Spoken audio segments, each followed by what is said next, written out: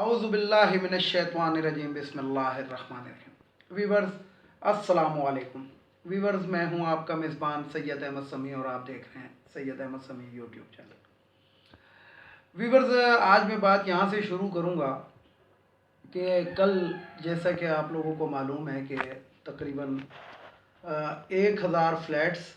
اور 500 گھروں کی چابیاں جو تھیں، وہ جو ایک ویژن تھا، ایک سیاسی نعرہ تھا، وہ سیاسی نعرہ یہ تھا کہ جناب 50 لاکھ گھر اور 1 کروڑ نوکریاں، تو ان کی جانب پہلا قدم اٹھ گیا۔ اچھا، یہاں پہ میں آپ کو ایک بات بتاتا چلوں کیونکہ ذرا تاریخ کو دیکھنا چاہیے۔ پاکستان کی تاریخ کے اندر سب سے پہلے ایوب خان صاحب تھے، جنہوں نے اس طرح کے گھر بنوا کر اور غریبوں میں، مستحقین میں، مہاجرین میں تقسیم کیے، اور جس کی سب سے بڑی مثال جو ہے، یہ جو کراچی کے اندر ایک علاقہ ہے کرنگی 1، 1.5، 2، 2.5، اس طرح یہ 6 نمبر تک چلا جاتا ہے۔ یہ ایوب خان صاحب نے اپنے دور میں یہ جو تھے 120 گز کے مکان یا کوارٹر آپ کہہ سکتے ہیں، اور ویل پلانڈ، یعنی کہ اس میں چوڑی چوڑی سڑکیں، چوڑی چوڑی گلیاں، نالے، ڈرینیج سسٹم، یہ وہ سارا کچھ بنا کے لوگوں کے حوالے کیا۔ اس کے بعد ایوب خان صاحب کے بعد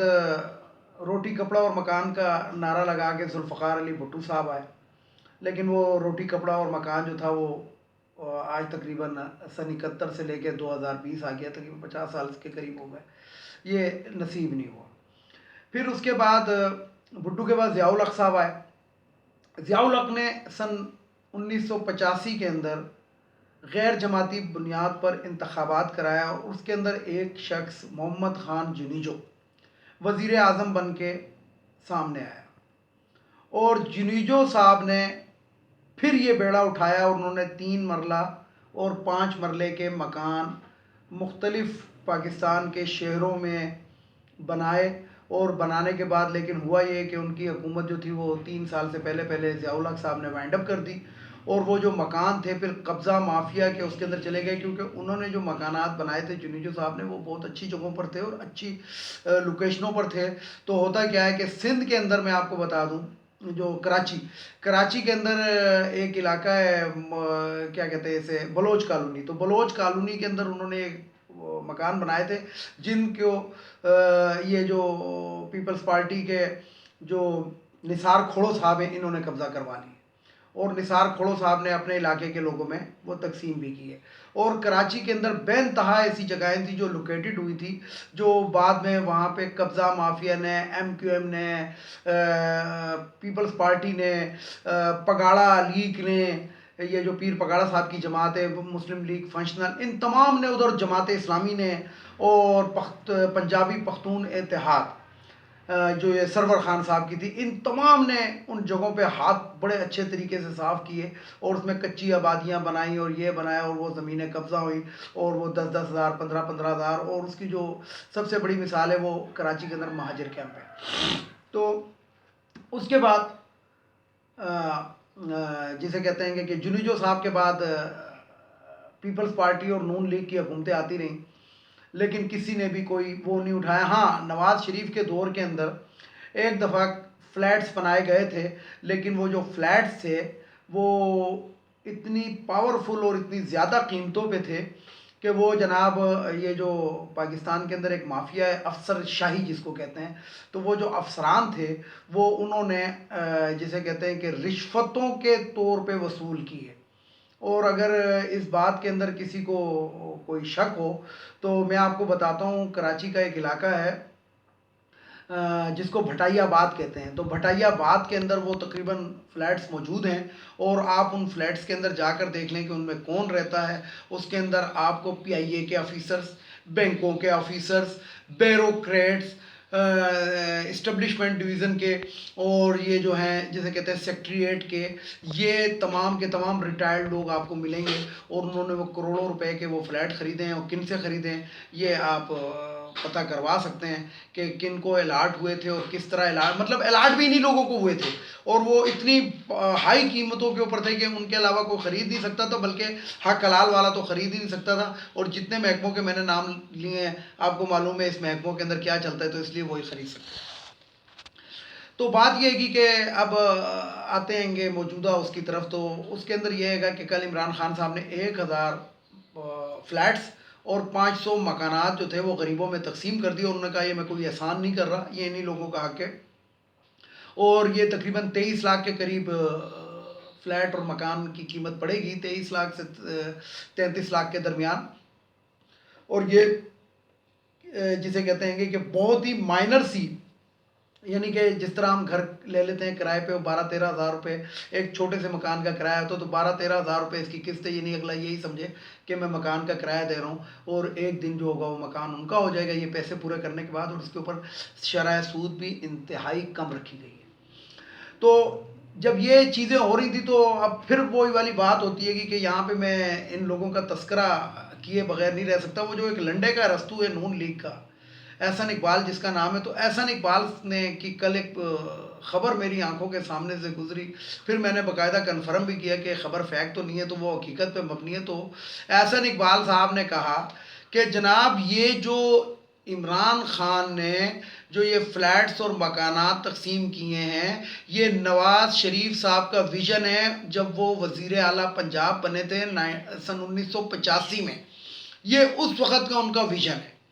تو بات یہ لنڈے کے رستو صاحب کہ 1985 کے اندر نواز شریف صاحب نے یہ سوچا، اور سوچنے کے بعد انہوں نے سوچا ہوگا کہ یار یہ کیا میں لوگوں کو غریبوں کو تقسیم کروں گا، کیوں نہ پہلے 5 بر اعظم، ویسے تو 7 بر اعظم ہیں، لیکن انہوں نے سوچا کہ 5 بر اعظموں میں اپنے بچوں کی پہلے تو جائیدادیں بنا لی جائیں. تو انہی پیسے سے پھر ایون فیلڈ اور فلانا اور ڈمکانا، یہ جو جتنے بھی وہ 2 گینڈا نما جو ان کے نرینہ اولاد میں سے ہیں، تو ان کے لیے 5 بر اعظموں میں وہ زمینیں اور فلیٹس خریدنے میں مصروف ہو گئے، اور غریبوں کے لیے جو خریدنے تھے وہ سن 1985 کے بعد جسے کہتے ہیں وہ شاید بھول گئے. تو مجھے حیرت ہوتی ہے اس شخص کے اوپر کہ اس نے ویورز میں آج آپ کو ایک اور حقیقت بتاؤں کہ اس بندے نے پتہ نہیں کتنے عمرے اور حج بھی کیے ہوئے ہیں، یہ احسن اقبال جس کو میں کہہ رہا ہوں. لیکن اس شخص کو ان جگہوں پہ جانے کے بعد بھی اللہ تعالیٰ نے جسے کہتے ہیں کہ اس کو توفیق نہیں ہو رہی کہ میں ان جگہوں سے ریٹرن ہو کر بھی کم از کم کوئی اچھی باتیں یا اچھی چیزیں یا سچ بولنا سیکھ لوں. لیکن بہرحال تو ایسے ہی لوگوں کے لیے اللہ تعالیٰ نے فرمایا ہے، اور حدیث ہے کہ قیامت کے دن ان کی نمازیں روزے اور حج جو ہوں گے گٹھی میں باندھ کے ان کے منہ پہ مار دیے جائیں گے. دراصل بات یہ ویورز کے پاکستان کے اندر ویسے تو یہ بڑا زبردست ملک ہے، اور اگر عمران خان صاحب کہتے ہیں نا کہ ادھر 12 موسم ہے تو وہ جھوٹ نہیں کہتے. جنوری کا اپنا موسم ہے، فروری کا اپنا، اسی طریقے سے ہر مہینے کا ایک اپنا موسم ہے. اور مزے کی بات یہ اسلام آباد کا اپنا موسم ہے اور راول پنڈی کا اپنا موسم ہے. یعنی کہ بعض دفعہ ایسا ہوتا ہے کہ راول پنڈی کے اندر جو ہوتی ہے وہ سردی پڑ رہی ہوتی ہے اور اسلام آباد میں گرمی پڑ رہی ہوتی ہے، حالانکہ یہ جڑواں شہر. تو بات یہ کہ نون لیگ والوں کو، اور اب تو یہ کھل کے بھی آپ کو پتہ ہے سامنے آ چکے ہیں، کیونکہ وہ جو ایک وہ میں کہتا ہوں جاوید لطیف کا بیان آپ لوگوں کے سامنے آ گیا کہ ہمیں شریف فیملی کے بغیر والا پاکستان نہیں چاہیے. تو ان کو پاکستان چاہیے شریف فیملی والا، ان کو انصاف چاہیے قاضی فائز عیسیٰ والا، عدالتیں قاضی فائز عیسیٰ کی طرح کی ہے، چودھری کی طرح کی ہونی چاہیے. اور جو ان کو اسلام چاہیے وہ مولانا فضل الرحمان والا چاہیے. ان 3 کے علاوہ چوتھا تو ان کا ویژن ہی نہیں ہے. یعنی کہ میں یہاں پہ یہ بات کروں کہ کوئی بھی محب وطن پاکستانی جس کے اندر 5% وہ پاکستان سے پیار کرتا ہے، 5% میں 90% 95 کی بھی نہیں، 5%، وہ کبھی بھی یہ نہیں سوچے گا کہ پاکستان خدا نہ خواستہ کسی وجہ سے ڈی اسٹیبلائز ہو. لیکن یہ ایک ایسی قوم ہے اور ایسی نسل ہے جو یہ جو شریف مافیا نے اپنے دور حکومت میں پیدا کی ہے کہ جو پاکستان کو کچھ نہیں سمجھتے. یعنی کہ دیکھیں ویور، سر عام ایک چیز ہو چکی ہے کہ مودی ان کے گھر آتا رہا، ان کی شادیوں میں شرکت کرتا رہا، اور جسے کہتے ہیں کہ دفتر خارجہ کے جو ترجمان ہیں وہ اس چیز کو کہہ چکے ہیں کہ جب نواز شریف وزیر اعظم تھے تو اس نے کہا تھا کہ انڈیا کے بارے میں آپ اپنے رویے کو نرم رکھا کریں. اسی طریقے سے ویورز آپ دیکھیں عمران خان کے دور میں ایک بات بتا رہا ہوں، عمران خان کے دور کے اندر انڈیا کے کچھ ایئر کرافٹ پاکستان کے اوپر سرجیکل اسٹرائک کا دعویٰ کرتے ہیں اور ایئر اٹیک کرتے ہیں۔ اس کا جواب کیا ملتا ہے؟ 27 فروری کو ان کے 2 طیارے گرا دیے جاتے ہیں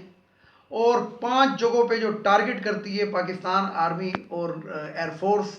تو وہ ان کو بتا دیا جاتا ہے کہ ہم تمہارا آرمی چیف بھی پھڑکا سکتے تھے، لیکن ہم نے تھوڑا سا نشانہ ادھر کر کے اس لیے مارا کہ ہمارے اندر یہ صلاحیت موجود ہے اور ہم تمہیں وارن کر رہے ہیں۔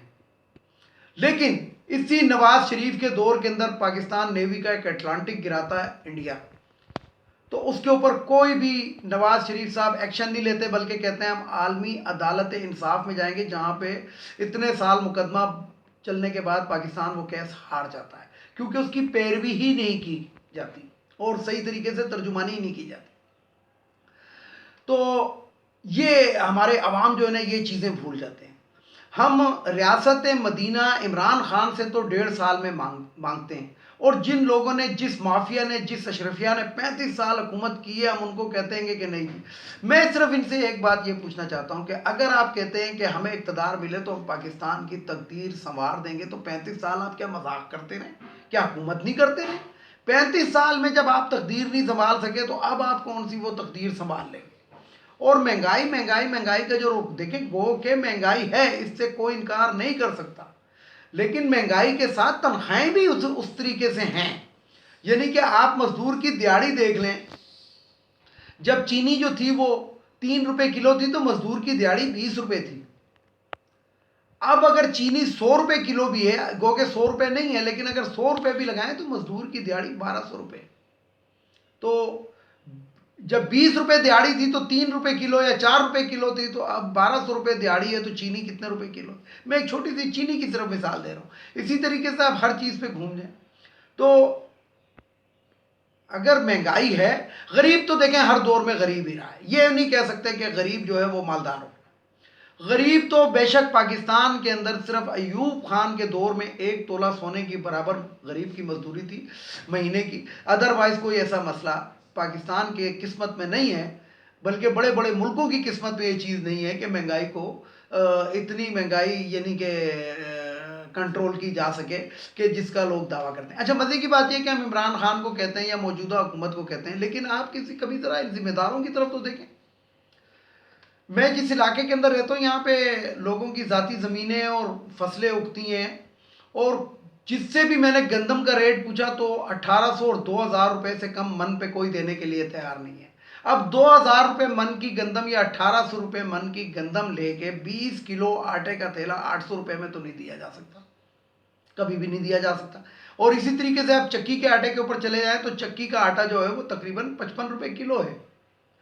اس لیے کہ گندم ہی جب اگلے کو 2000 روپے من ملے گی تو وہ کیسے چکی کا آٹا جو ہے وہ 30 روپے کلو دے دے گا؟ تو یہ 2-4 باتیں ہیں گی کہ مہنگائی کا ذمہ دار صرف عمران خان نہیں ہے، مہنگائی کا ذمہ دار صرف پی ٹی آئی کی حکومت نہیں ہے۔ مہنگائی ہر دور میں ہوئی ہے، غریب ہر دور میں غریب ہی رہا ہے، مالدار نہیں بن سکا۔ یہ جتنی جلدی پاکستان کے عوام اس بات کو سمجھ لیں اور سمجھنے کے بعد اپنی عقل کل میں بٹھا لیں تو یہ بہتر ہوگا۔ نہیں تو اگر آپ یہ سوچیں گے کہ جناب جسے کہتے ہیں کہ یہ چیزیں یوں ہو جائیں اور راتوں رات ہم دولت مند ہو جائیں، تو راتوں رات دولت جو ہوئے ہیں ان کے پھر سعودی عرب میں سر بھی کٹتے ہیں۔ وہ سر جو ہے نا، یہ آپ تاریخ اٹھا کے دیکھ لیں کہ جتنوں کے بھی سعودی عرب کے اندر سر کٹتے ہیں نا، تو وہ راتوں رات مالدار ہونے کے چکر میں ہی بنتے ہیں۔ اور جو شخص جو ہوتا ہے اپنی مٹی پہ چلنے کا طریقہ سیکھ لیتا ہے، اس کا کبھی سر کٹتا نہیں ہے نہ سر جھکتا ہے، وہ گزارا کر لیتا ہے۔ تو ویورز، یہ کچھ باتیں تھی جو میں نے آپ سے بتانی تھی۔ سیاست کسی اور ٹائم کسی اور ویڈیو کے اندر رکھیں گے۔ صرف آپ لوگوں سے ایک